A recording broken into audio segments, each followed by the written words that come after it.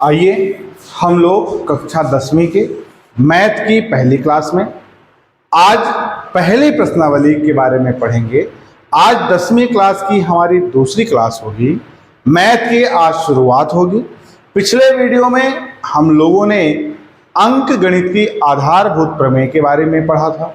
फिर कुछ एलसीएम और एचसीएफ से संबंधित जो बेसिक फार्मूले हैं, जिनकी सहायता से हम यदि कोई भी चार में से, जैसे कौन कौन से, कोई दो संख्याएं या उन संख्याओं का एचसीएफ या एलसीएम, चाहे हमको दो संख्याएं और एचसीएफ पता हो तो एलसीएम ज्ञात कैसे करेंगे, या कि कोई भी एक चीज ज्ञात करना हो, इससे संबंधित डिटेल से हम लोग बेसिक चर्चा पिछले वीडियो में कर चुके हैं।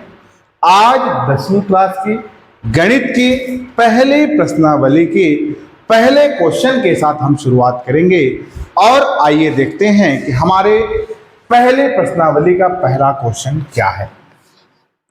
देखिए, जो हमारा पहला प्रश्न है, पहला प्रश्न कहता क्या है कि निम्नलिखित संख्याओं को उनके अभाज्य गुणनखंडों के गुणनफल के रूप में व्यक्त कीजिए। आइए पहले क्वेश्चन नोट करते हैं। क्वेश्चन है निम्नलिखित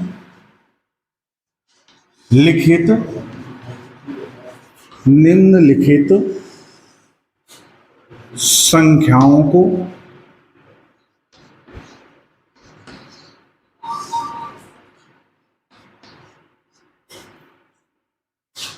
उनके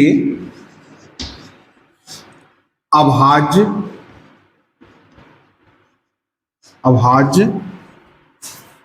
गुणनखंडों के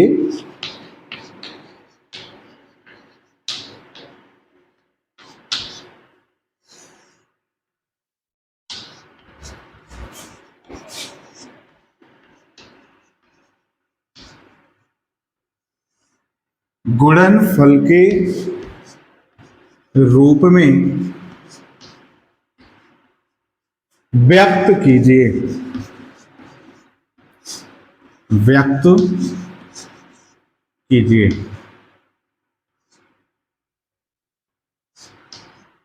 ठीक है ना। देखिए, जो हमारा पहला क्वेश्चन है क्या कहता है कि निम्नलिखित संख्याओं को उनके अभाज्य गुणनखंडों के गुणनफल के रूप में लिखिए। ठीक है ना। इसमें सबसे पहले जो हमारा पहला नंबर क्वेश्चन है उसमें हमें संख्या दी गई है। देखिए क्या संख्या दी गई है। जो हमारा पहला नंबर क्वेश्चन है,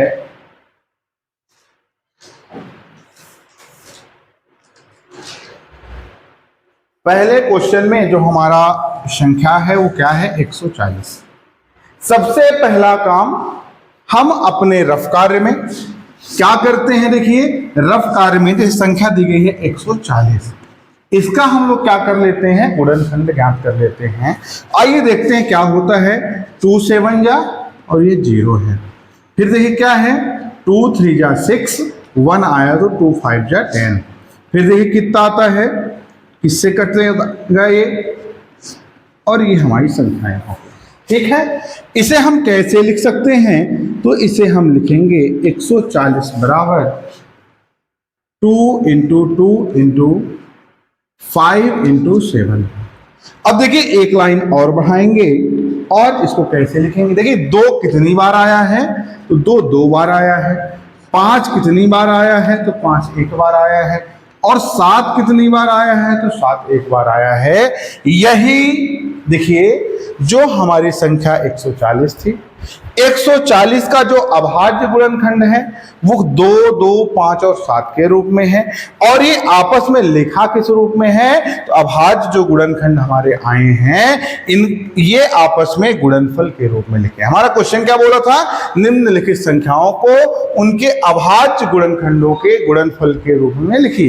देखिए जो हमारी संख्या 140 थी, तो ये 2 2 5 और 7 हमारे अभाज्य गुणनखंड हैं और इन्हें हम किस रूप में लिखे हैं, अभाज्य गुणनखंडों के गुणनफल के रूप में लिखे हैं। ये हमारे पेपर में 2 नंबर का क्वेश्चन आता है। इसी प्रकार की कोई संख्या दे देती है और बोलता है कि निम्नलिखित जो संख्याएं हैं, निम्नलिखित मतलब कई सारे क्वेश्चन उसके अंदर लिखने हैं, है ना।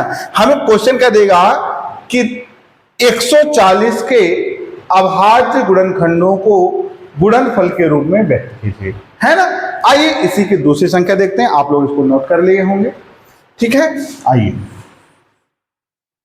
अब देखिए दूसरा क्वेश्चन क्या है। इसी में जो हमारा दूसरी संख्या है वो है 156, जिसे हम लोग बोलते हैं 156। अब देखिए इसको अपने रफ कार्य में हम लोग क्या करते हैं, 156 को सबसे पहले हल करते हैं। कितना होता है, 2 7 जा 14 और 2 8 जा 16। अब देखिए 2 3 जा 6 और 2 9 जा 18। फिर देखिए 3 1 जा 3, 3 3 जा 9। फिर 13 1 जा कितना हो गया बताइए, 13 1 जा 13 हो गया। देखिए कैसे लिख सकते हैं, तो 156 बराबर 2 गुणे 2 गुणे 3 गुणे 13। इसी क्वेश्चन को हम और आगे बढ़ाते हैं, तो 156 बराबर हो जाएगा 2 की घात 2 गुणे 3 की घात 1 गुणे 13 की घात। ठीक है, देखिए ये हमारी संख्या थे, ये जो हमको प्राप्त हुए हैं 2 2 3 13, ये हमारे अभाज्य गुणनखंड हैं और इनका संबंध में आपस में गुणनफल के रूप में लिखा हुआ है। क्लियर। इसी प्रकार जो पहले क्वेश्चन में तीसरी संख्या दी गई है, वो संख्या आइए देखते हैं कि वह संख्या आखिर क्या है। और तीसरी संख्या हमारी है 38 25। आइए देखते हैं।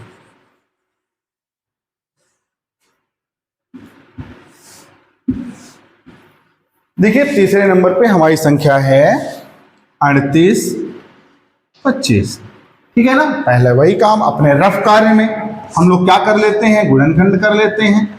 38 25 जो है, तो देखिए सबसे पहले यहाँ विषम है, कि विभाज्यता के नियम में हम लोग पढ़ चुके हैं कि किस संख्या को किस प्रकार विभाजित करेंगे, कौन सी संख्या किससे विभाजित होगी, है ना। तो देखिए यहां से क्या करते हैं, 3 1 जा 3, 3 2 जा 6, 3 7 जा 21 और 3 5 जा 15।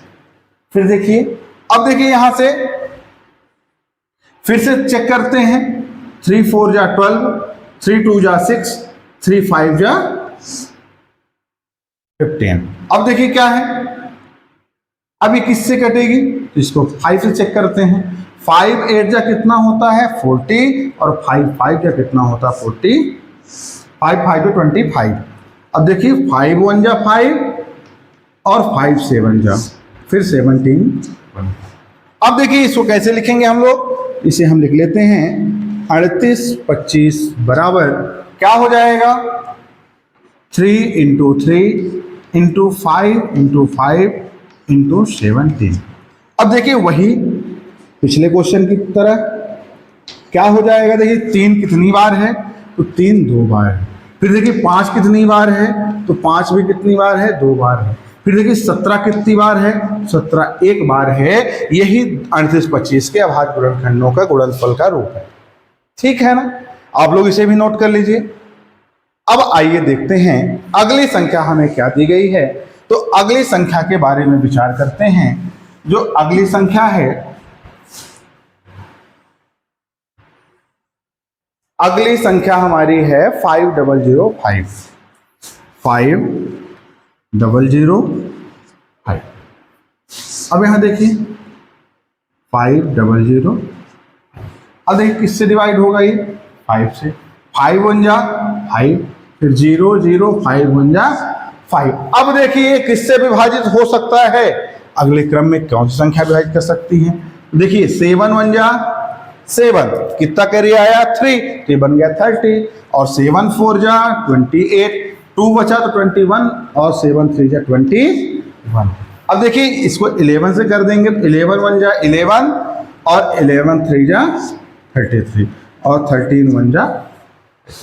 अब देखिए इसको कैसे लिखेंगे, वही तरीका 5005 बराबर क्या हो जाएगा, 5 गुणे 7 गुणे 11 गुणे 13। इसी को और आगे लिखेंगे, देखिए क्या हो जाएगा, तो यही क्रम हमारा हो जाएगा 5 की पावर 1, 7 की पावर 1, 11 की पावर 1 और 13 की पावर भी कितनी हो गई 1। ठीक है, ये हमारी संख्या थी। इसके अभाज्य गुणनखंड इस रूप में आए और इनका संबंध किस रूप में लिखा हुआ है, इनके गुणनफल के रूप में लिखा हुआ है। ठीक है, इस पहले क्वेश्चन के अंतिम नंबर को देखते हैं, अंतिम संख्या को देखते हैं। आज सभी लोग क्रम से नोट करते चलिए, पूरे सिलेबस को बिल्कुल विस्तार से पढ़ाया जाएगा, है ना। देखिए अगला क्या है, इसमें अगली संख्या हमारी कौन सी है?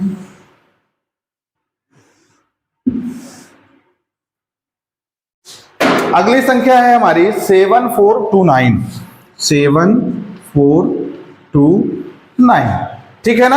अब देखिए 7429 जो है, तो 7429 सबसे पहले हम यहां पे क्या करेंगे, 7429। अब देखिए सबसे पहले इसको क्या करते हैं, चेक करते हैं। 17 से करते हैं, तो ये क्या आएगा, 4 टाइम जाएगा, 6 कैरी आया, 62 हुआ, 3 टाइम गया, ठीक है, 11 और कितनी बार गया, 7। फिर देखिए अब ये किससे डिवाइड हो सकता है, 19 से होगा। क्या होगा, 19 2 जा 38 होता है, 5 और ये हुआ 3 टाइम गया, और 23 1 जा 23 हो जाता है, ठीक है ना। देखिए इसको क्या लिखेंगे हम लोग, 7429 बराबर 17 इंटू 19 इंटू 23, 74 29 बराबर क्या हो जाएगा, 17 की घात 1 गुणे 19 की घात 1 गुणे 23 की घात 1, ठीक है ना। इस प्रकार से हमारा पहला क्वेश्चन कंप्लीट होता है। आप सभी लोग खुद से अपने मन से कुछ और संख्याएं लेके अभ्यास करिएगा। पहले क्वेश्चन में केवल दी गई संख्याओं को हमको रफ कार्य में, कहा रफ कार्य में क्या कर लेना है, उनका गुणनखंड कर लेना है। गुणनखंड करने के बाद जो उसके अभाज्य गुणनखंड हमें प्राप्त होंगे, उनको क्या कर रहा है कि अभाज्य गुणनखंडों के गुणनफल के रूप में निरूपित कर देना, व्यक्त कर देना। देखिए जो हमारी संख्याएं हैं, ये उनके अभाज्य गुणनखंड को उनके गुणनफल के रूप में निरूपित करना है, तो उनका ये करना, ठीक है ना। आज की क्लास में जो चीजें पढ़ाई गई हैं, आप सभी लोग विस्तार से पढ़िएगा, अधिक से अधिक खुद से क्वेश्चन को हल करके खुद की प्रैक्टिस करिएगा। अगले क्वेश्चन के साथ अगले वीडियो में फिर मिलेंगे, तब तक के लिए धन्यवाद।